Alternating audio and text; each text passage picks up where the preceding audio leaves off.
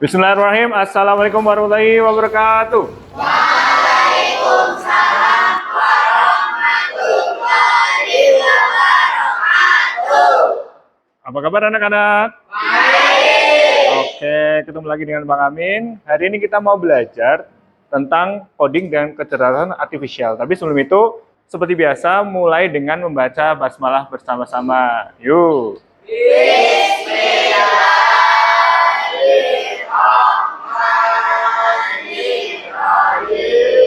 Kelas 10 10F. Oke, kita absen dulu ya. Ada Almira. Oke, Arbi. Oke, Ardan. Ardita. Ashifa. Ashifa Jasmine. Ataya. Aulia. Aurelia. Hari ini Pak Amin mau ngajakin kalian buat belajar mengenai coding dan kecerdasan artifisial pada bab mengenal perangkat coding dan kecerdasan artifisial ya.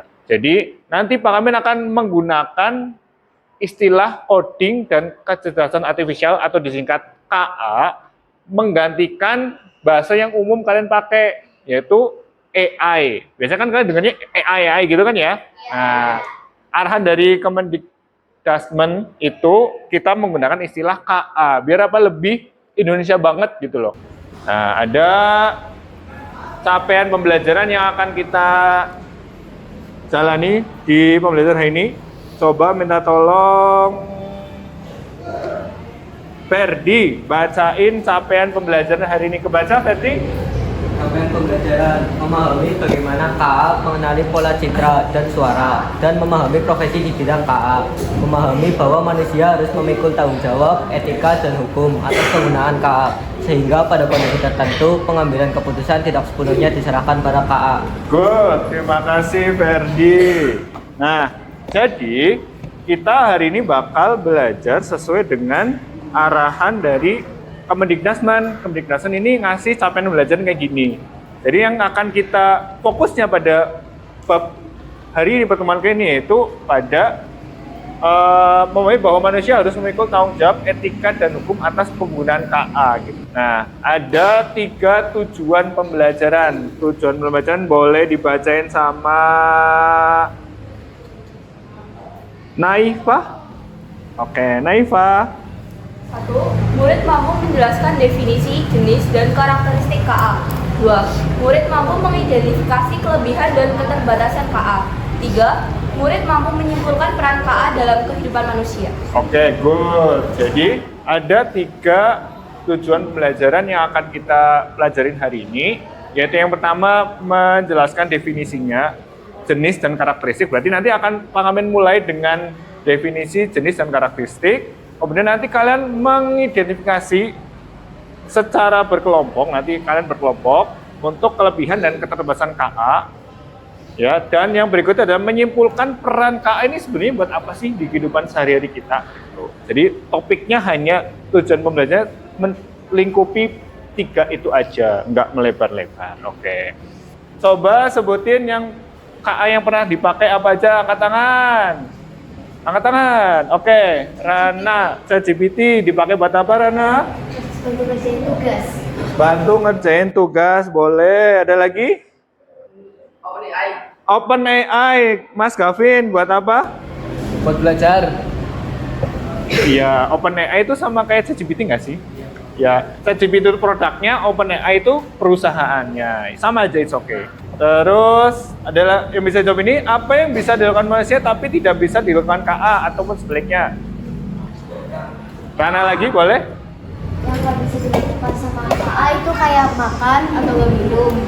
Kalau yang nggak bisa kita lakuin itu kayak nge-coding. Bisa sih, cuma kalau bisa kita belajar. Jadi itu yang nggak bisa tuh kayak beberapa teknologi yang mungkin belum bisa kita kuasain. Oke, good, boleh. Ada pendapat lain? Apa sepakat aja sama Rana tadi? Oke, berarti meskipun KA itu advance banget ya buat ngoding dan sebagainya, membantu kita dalam pekerjaan banyak, tapi ternyata ada keterbatasan, ya KA nggak butuh makan sama minum ya. Kalau diajakin makan seblak kayaknya nggak mudeng juga kali ya. Iya. Sekarang kita akan masuk ke definisi ya. Kan di tujuan pembelajaran pertama kita tahu definisi KA-nya dulu ya. Jadi, menurut John McCarthy tahun 1956, berarti udah lama banget nih ya.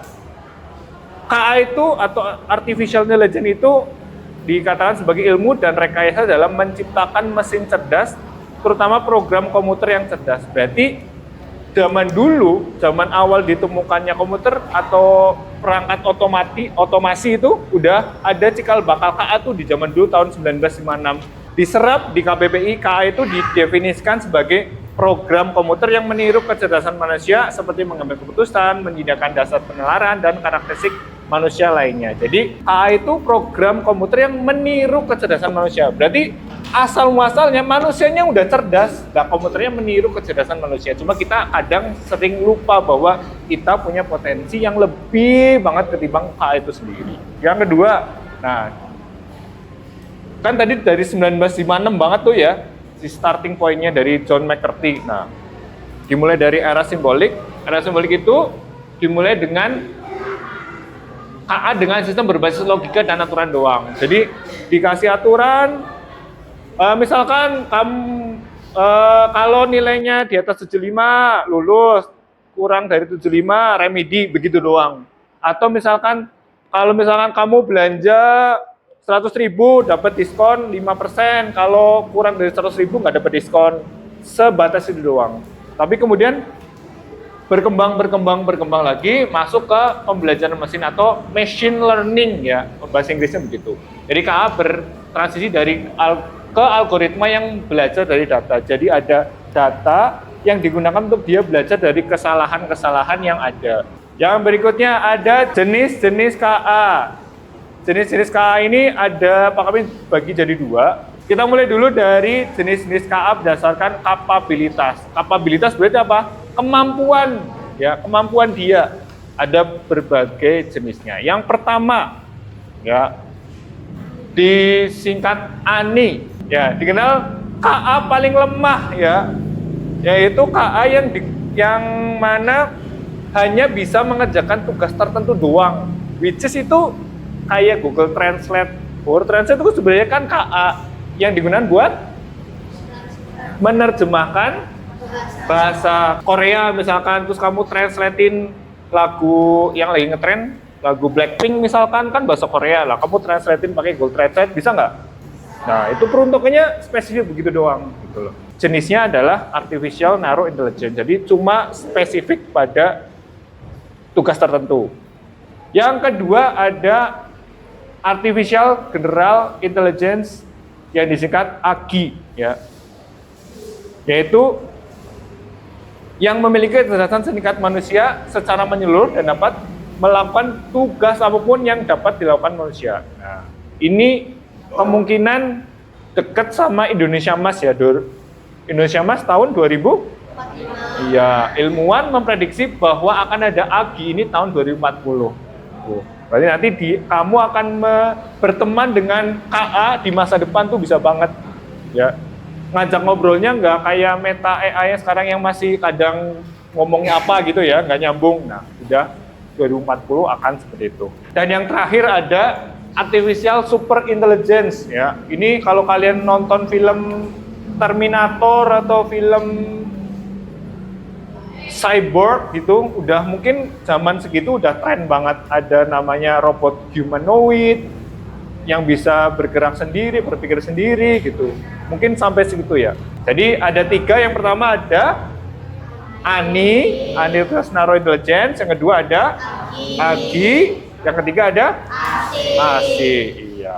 Nah, yang kedua ada jenis-jenis KA berdasarkan fungsionalitasnya. Kalau tadi berdasarkan kapabilitasnya atau kemampuannya, kalau yang sekarang berdasarkan fungsionalitasnya, which is itu berdasarkan fungsinya. Yang pertama, ya, yaitu Reactive Machine AI, ya. Pak Amin nggak usah jelasin dulu. Lihat ini gambar orang ngapain? Main catur. Jadi tahun 1990-an IBM atau perusahaan teknologi di Amerika sana nyiptain namanya IBM Deep Blue ya, yang mana tugasnya khusus buat main catur sama Grandmaster dunia namanya Garry Kasparov. Ini tahun dulu banget. Jadi Garry Kasparov itu kalah main catur sama KA zaman itu. Nah, cuma saat itu, nah IBM-nya itu ini di komputer. Jadi orangnya tetap ngerakin gitu loh, ngasisteni. Oh, gerakannya Garry Kasparov geser ke sini, ini diklik, geser gitu. Nanti KA akan mikirin langkah berikutnya buat ngalahin gerak kemana, digerakin manual gitu sama orang yang berbaju hitam ini, orang dari IBM. Reactive machine ini itu dirancang untuk tanpa memori yang tugasnya juga sangat spesifik. Kalau zaman sekarang itu, kalau kalian hobi muter lagu di platform Spotify misalkan, akan muncul rekomendasi musik gitu kan ya. Nah, itu termasuk dalam reactive machine. Yang berikutnya ada limited memory AI yang bisa mengingat kejadian atau keluaran yang telah terjadi sebelumnya, atau contohnya misalkan ada KA generatif ya, yang tadi kalian udah sempat bilang tuh ada ChatGPT, ada Meta AI gitu, Gemini, atau self-driving machine ya, atau kendaraan yang bisa gerak sendiri. Terus yang berikutnya theory of mind AI ya, dimana ini belum terrealisasi, masih ada di masa depan sana, yang mana KA ini bisa menyesuaikan pola interaksi secara unik berdasarkan kebutuhan emosional individu. Kalau di masa yang akan datang, theory of mind AI ini udah bakal bisa punya seperti itu.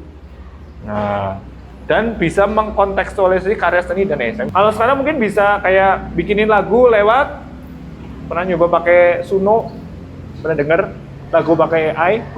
Atau ChatGPT bikinin gambar aku ini dong, ya gitu kan. Nah, itu kan masih terbatas pada data dia ngambilnya di mana. Misalkan bikinin, kamu ngirim gambar, bikinin foto ini jadi Ghibli gitu kan, yang dulu populer pas Lebaran kemarin ya. Kalau nanti akan datang theory of mind AI ini, dia punya style sendiri tuh yang nggak pernah ada gitu loh. Dan yang keempat ada self-aware AI. Ini yang udah super intelijen kayak tadi ASI ya, mana dia bisa memahami kondisinya sendiri, punya sifat sendiri, punya emosi sendiri seperti manusia. Jadi dia punya kesadaran ya, punya free will, punya kehendaknya dia sendiri ya. Tapi ini juga masih dalam masa yang jauh. Nah, orang kita ngomongin ASI aja tahun 2060 ya, ini sama aja gitu. Self-aware AI namanya, jenisnya seperti itu. Kita akan ngomongin tentang karakteristik KA. Jadi tadi kita udah tahu definisinya, udah tahu jenis-jenis KA berdasarkan kapabilitasnya, berdasarkan fungsionalitasnya. Sekarang gimana sih cara kerja KA atau karakteristiknya? Nah, yang pertama adalah belajar dari data. Jadi semakin misalnya pengguna Meta AI atau ChatGPT, semakin kamu sering ngobrol sama ChatGPT-mu, maka ChatGPT-mu akan paham kebiasaan kamu, tatanan bahasanya. Makanya pas awal-awal nulis prompt dibalasnya kan agak kurang nyambung, tapi semakin lama kamu semakin baik kan, kayak muncul pemahaman dia karena kamu nginputin data banyak. Yang kedua, beradaptasi dan meningkatkan performa seiring waktu. Kalau yang ini, ya ini contoh yang tadi self-driving car ya, mobil yang bisa mengendari sendiri. Jadi beradaptasi dengan lingkungan. Oh, di depan ada mobil, misalnya di depan ada lampu merah, dia akan berhenti. Set, ya. Dulunya mungkin enggak, mungkin bablas-bablas saja karena kan belum punya datanya. Makanya dia beradaptasi dengan data-data yang ada, lingkungan yang ada. Oh, di depan ada orang mau nyebrang, dia kan memperlambat. Set, nanti orangnya jalan ya orangnya jalan. Terus nanti jalan lagi. Kemudian yang berikutnya, bekerja menggunakan algoritma dan model prediktif. Ini ya kita udah sama-sama bahwa kira-kira nanti sore hujan nggak ya? Kita tahu dari mana? Cuaca. Besok hujan tahu nggak? dari mana? Lihatnya di mana? Di aplikasi cuaca ya. Nah, aplikasi cuaca itu juga termasuk penggunaan KA tuh. Dari mana? Dari data-data yang ada. Terus memprediksikan bahwa oh kemungkinan besok bakal hujan karena ada awan mendung dari pantai selatan misalkan, bahwa awan mendung tuh di radarnya diprediksi bahwa pada Mara akan hujan dari pagi sampai sore gitu, ketahuan ya. Dan yang terakhir adalah mengenai pola tersembunyi dan membuat keputusan secara otomatis. Nah, yang part yang keempat ini contohnya adalah kalian HP-nya pakai sidik jari itu buat unlock pin, nggak perlu ngetik-ngetik lagi ya. Atau yang Face ID yang punya iPhone tinggal set langsung kebuka kuncinya gitu. Atau sekarang udah ngetren banget kita boarding pass pakai face recognition. Pernah naik kereta api? Ya, kan sekarang udah pakai muka doang kan, jalan setor muka, oh iya terdeteksi tiketnya keluar gitu. Seperti itu, udah semaju itu sebenarnya. Tadi pengantarnya kurang lebih udah jelasin mengenai definisi, jenis, sama karakteristik. Sekarang pengamin minta kalian buat berkelompok ya, nanti buat berdiskusi. Pengamin udah siapin LKPD-nya, kelompoknya berempat-empat aja. Kemarin kan udah dibagi sesuai dengan diferensiasi ya. Jadi nanti silakan berkelompok, hadapan dulu, depan belakang boleh, silakan. Nah, nanti mengerjakannya di buku aja ya. Dibalik aja kursinya nggak apa-apa, it's okay banget. Ya, diputar aja kursinya. Dibalik aja kursinya. Kursinya diputar aja. Oke. Nah. Oke, kalian Pak Amin minta buat ini scan salah satu boleh lah di kelompok itu biar nanti ini, atau bareng-bareng juga nggak apa-apa. Per kelompok ya, scan dulu ya, LKPD-nya jadi situ ya. Udah bisa kebuka semuanya? Karena Pak Amin akan namain kelompok 1, 2, 3, 4, 5, 6, 7 ya. Nah, 1, 2, 3, 4, 5, 6, 7 ya. Itu kelompoknya. Kamu boleh namain kelompoknya pakai nama yang bebas, terserah. Kelompok unyu-unyu boleh, kelompok cabai merah boleh, kelompok bawang bombay boleh. Jadi nanti tugas kalian adalah men-checklist mana yang manusia bisa kerjain, mana yang enggak. Kalau misalkan belajar dari data dan program pemberian, kira-kira ini termasuk manusia atau KA ya, untuk kamu checklist. Oh, manusianya bisa, kamu centang. Manusia nggak bisa, kamu kasih silang. A-nya kamu centang, kamu kasih hilang gitu. Jadi kalian berdiskusi, ada 8 karakteristik, mana sih kira-kira bisa dilakukan manusia, mana sih bisa dilakukan KA. Atau jangan-jangan bisa dua-duanya, berarti centang dua-duanya. Setelahnya juga ada kesimpulan. Jadi silakan dijawab ini dulu, nanti habis itu bisa baru jawab yang kesimpulan. Ada yang mau ditanyain? Ya, gimana? Nggak usah sih, tinggal nomor 1 manusia apa KA gitu, nanti biar nggak kelamaan ya. 1 manusia apa KA centangnya gitu, 2 manusia apa KA centangnya gitu. Nah, kalau saya nanti 1 manusia apa KA nanti centang bawahnya, jadi ininya nggak usah ditulis, nanti kan lama ya. Ini aja 1 nanti manusia KA, terus penjelasan singkatnya jangan lupa ya. Iya, misal kamu nulis 1 manusia KA, nanti setelah penjelasannya ininya nggak usah ditulis karakteristiknya, kan kelamaan ya. Ya 1 aja yang nulis ya, nanti biar nggak lama, nanti biar buat diskusi ini kayaknya jawabannya ini deh gitu ya. Nama kelompok, nama anggotanya, terus 1 manusia, ini KA, nanti centang bawahnya silang mana, terus sebelahnya apa ini? Penjelasan singkat. Kenapa sih kamu nyentang di situ gitu? Kenapa hilang di situ? Jadi yang karakteristik nggak usah ditulis ya. Ya manusia nggak usah sampai 8 ya. Ini manusia, nanti satu manusia KA penjelasan singkatnya. Manusia centang kenapa? Manusianya silang kenapa? Gitu.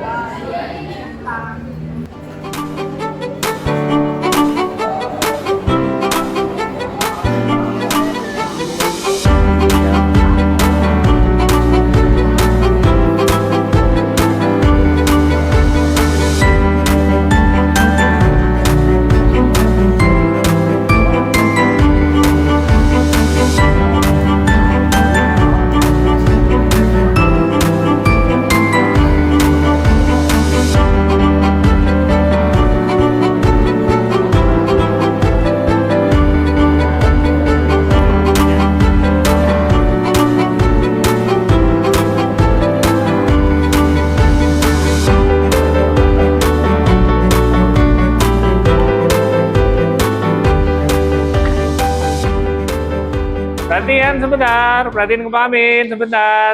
Oke, kan udah pada selesai ya? Nah sekarang silakan nanti kalian boleh bergantian maju ke depan. Kamu boleh pilih jawaban yang mana. Nanti di sampingnya ditulisin nama kelompokmu ya. Nama kelompok misalkan tadi Rafflesia mau jawab yang mana, nanti tulis ini Rafflesia, centang, silang itu. Spidolnya ada 3, boleh silakan. Hati-hati kabel.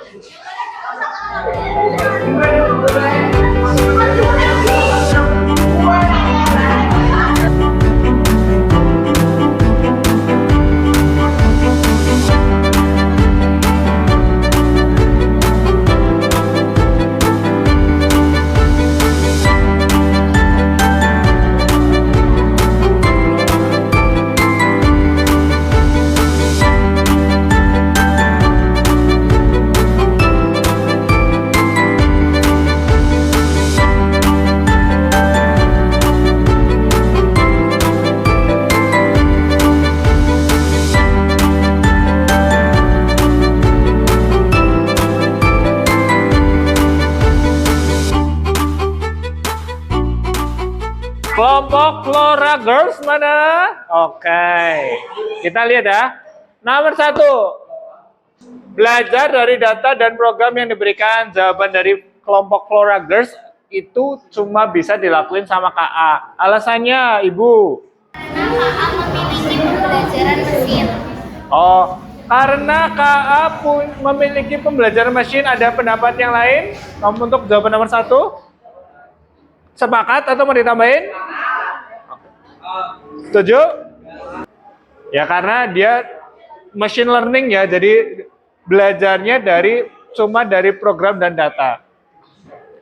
Jadi Pak Amin akan jelasin ya dikit ya, part ini doang. Pak Amin sepakat semuanya, tapi agak kurang sepakat sama yang terakhir karena Pak Amin sebenarnya punya kunci jawabannya nih.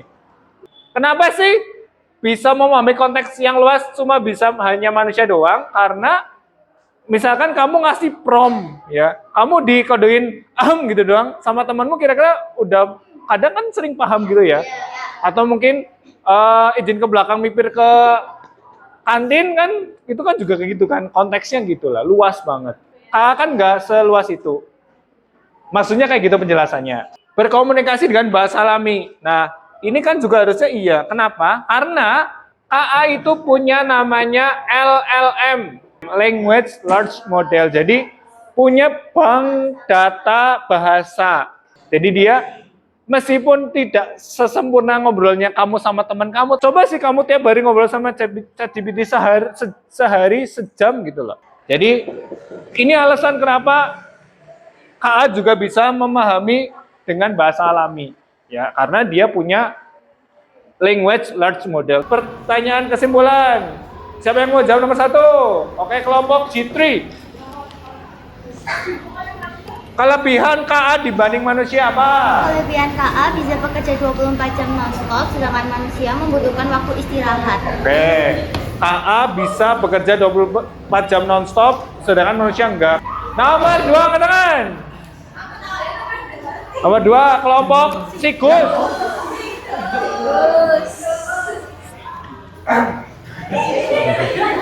Manusia memiliki emosi, empati, kreativitas, dan kemampuan memahami makna dan konteks secara mendalam. Oke, jadi manusia itu punya emosi, kreativitas, dan pemahaman yang mendalam. Benar bahwa untuk saat ini KA emang nggak se-advance itu buat berkreativitas, tergantung prompt yang basis data yang dia punya, prompt yang kita gunakan gitu. Maka dari itu manusia tetap unik banget, belum bisa digantiin sama KA sepenuhnya. Kesimpulan yang ketiga kanan.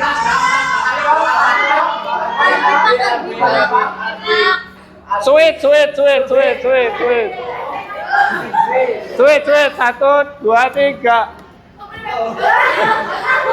1, 2, 3. Oke. Singala.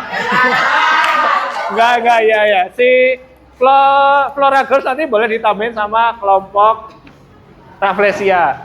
Apakah KA bisa menggantikan manusia sepenuhnya? Jawabannya adalah Untuk saat ini mungkin belum, namun untuk masa yang akan datang mungkin bisa. oke. Ada tambahan?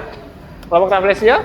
Tidak, KA hanya bisa membantu pekerjaan manusia, tetapi tidak bisa sepenuhnya menggantikan peran manusia yang kompleks dan Oh, emosional. mantap. Memang betul, untuk saat ini KA emang belum bisa menggantikan manusia sepenuhnya, tapi sekarang udah menuju ke tren di mana KA akan menggantikan beberapa pekerjaan manusia. Contoh, di pabrik-pabrik kan udah pakai robotik tuh, tangan yang merakit. HP-mu kalau nggak ada tangan robot, kayaknya bisa diproduksinya nggak mungkin masif ya. Jadi mobil, motor itu kan juga udah pakai pabrik-pabrik yang pakai KA, pakai robot ya. Coba kita review lagi apa yang udah kita pelajari hari ini. Yang pertama kita belajar apa tadi? Yang pertama definisi KA ya. Kak, dari tahun berapa tadi? 1956 John McCarthy ya memulai itu semuanya, kemudian ada pengertian dari KBBI juga ya. Terus yang kedua apa? Jenis-jenis KA ya. Yang pertama berdasarkan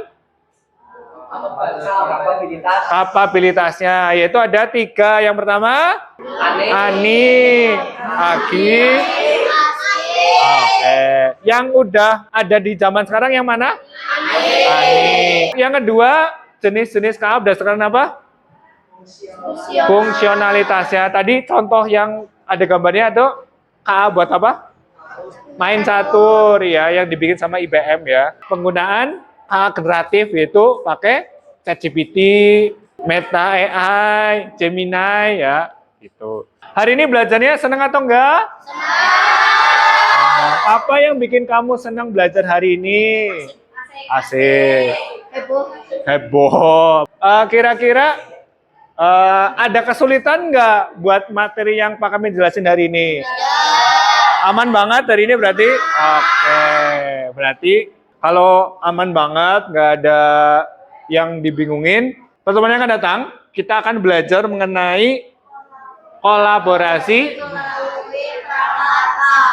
Iya, sebenarnya kita di dunia ini tuh bekerja beriringan dengan KA, nggak bisa membatasi dengan garis, oh ini sisi KA, ini manusia nggak boleh saling berseberangan, tapi saling berkolaborasi. I think that's all untuk semuanya hari ini. Kalian keren banget, tadi presentasinya juga bagus banget. Tepuk tangan untuk kita semuanya. Ya. Untuk mengakhiri pembelajaran hari ini, mari kita tutup dengan membaca hamdalah bersama-sama.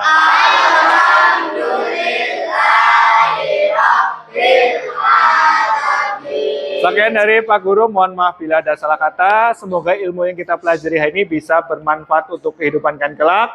Wabillahi taufik wal hidayah. Wassalamualaikum warahmatullahi wabarakatuh. Waalaikumsalam warahmatullahi wabarakatuh. Terima kasih. Murid ini, hati ini mau bilang terima kasih. Terima kasih, sama-sama. Sampai jumpa di kesempatan berikutnya.